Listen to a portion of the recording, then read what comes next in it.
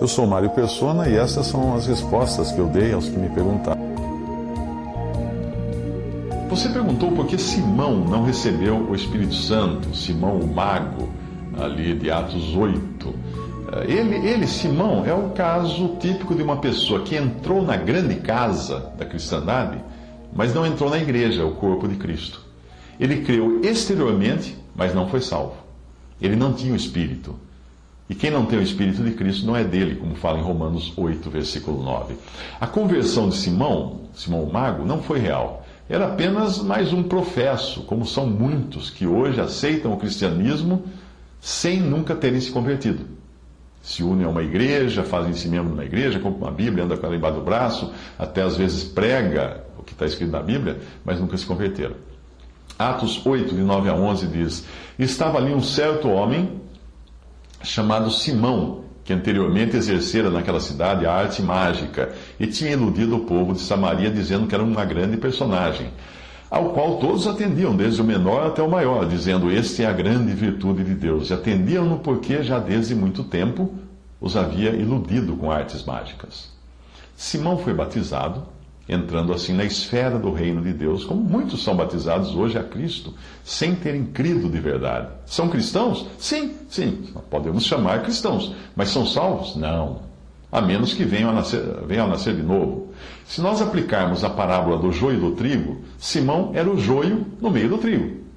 Atos 8, 12 a 19 diz que, como crescem em Filipe, que eles pregavam acerca do reino de Deus e do nome de Jesus Cristo, se batizavam, tanto homens como mulheres. E creu até o próprio Simão. E sendo batizado, ficou de contínuo com Filipe, e vendo os sinais e as grandes maravilhas que se faziam, estava atônito.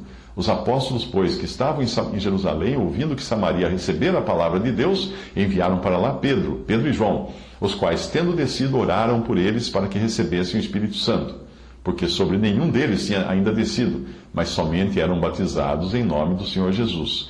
Então lhes impuseram as mãos e receberam o Espírito Santo. E Simão, vendo que pela imposição das mãos dos apóstolos era dado o Espírito Santo, lhes ofereceu dinheiro, dizendo: Dai-me também a mim esse poder, para que aquele sobre quem eu puser as mãos receba o Espírito Santo. Obviamente, quando alguém dá dinheiro para alguma coisa, ele está fazendo um investimento, ele quer ter um retorno. Então, certamente, esse Simão queria esse poder para depois receber com juros e correção monetária e lucrar com esse poder. Existem 3 casos em Atos de pessoas batizadas, porém, que revelam intenções espúrias, intenções malignas, quando essas pessoas foram colocadas à prova. O primeiro foi o de Ananias e Safira, em Atos 5, que acabaram mortos por terem mentido ao Espírito. Eu, particularmente, acredito que eles eram realmente salvos, e daí terem recebido uma disciplina tão severa de Deus. É o que a Bíblia chama de pecado para a morte, algo que um crente faz que o torna totalmente sem idoneidade para continuar no mundo como testemunho de Cristo. O segundo caso foi o dos gentios que murmuravam contra os hebreus convertidos, porque as viúvas dos que eram gentios estavam sendo negligenciadas no recebimento de recursos, em Atos capítulo 6.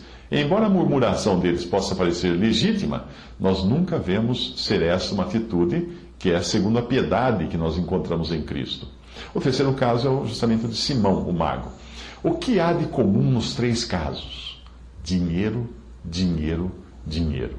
Simão quis pagar pelo poder de conceder o Espírito Santo a quem ele bem entendesse, obviamente cobrando por isso depois, como costumava fazer com a sua prática de mágico, as suas magias.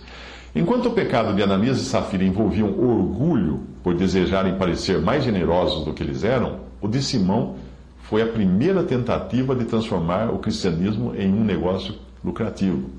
Em poucos séculos, esse negócio lucrativo estaria arraigado no cristianismo por meio do catolicismo e depois pelo protestantismo e mais recentemente pelas religiões neopentecostais. O elemento comum em todos os casos é o desejo do homem em transformar em algo pago, seja por dinheiro, boas obras ou penitências, aquilo que Deus concede de graça.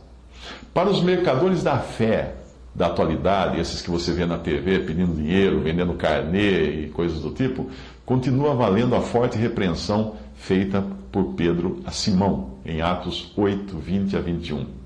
Pedro disse a ele: o teu dinheiro seja contigo para a perdição, pois cuidaste que o dom de Deus se alcança por dinheiro.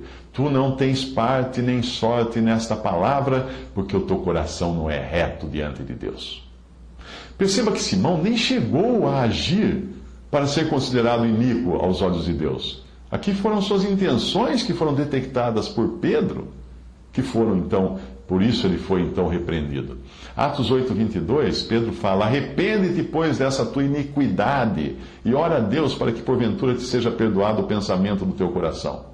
Mesmo assim, as palavras de Pedro mostram que ainda havia chance de Simão se arrepender e crer de verdade no Evangelho, o que aparentemente ele não faz, preferindo manter-se fora de qualquer confissão de pecado e de arrependimento diante de Deus. Por isso ele não roga a Deus por perdão, mas ele pede a Pedro que faça isso. Simão é um típico caso de alguém que tenta terceirizar a sua salvação, esperando que algum homem, como Pedro, interceda por ele para ser salvo. Versículo 24: respondendo, porém, Simão disse: orai vós por mim ao Senhor, para que nada do que dissesse venha sobre mim. Desde então, muitos têm apelado a intercessores humanos, como Pedro, Maria, etc., ao invés de irem diretamente a Deus, por intermédio de Cristo, o único mediador entre Deus e os homens, como fala em 1 Timóteo 2,5. Há um só Deus e um só mediador, ou intermediário, entre Deus e os homens, Jesus Cristo, o homem. A recepção do Espírito, que começou em Pentecostes, quando as pessoas começaram a receber o Espírito Santo, com judeus de muitas nações, essa recepção do Espírito, o recebimento do Espírito, foi depois administrado aos samaritanos, como era Simão, e depois aos gentios.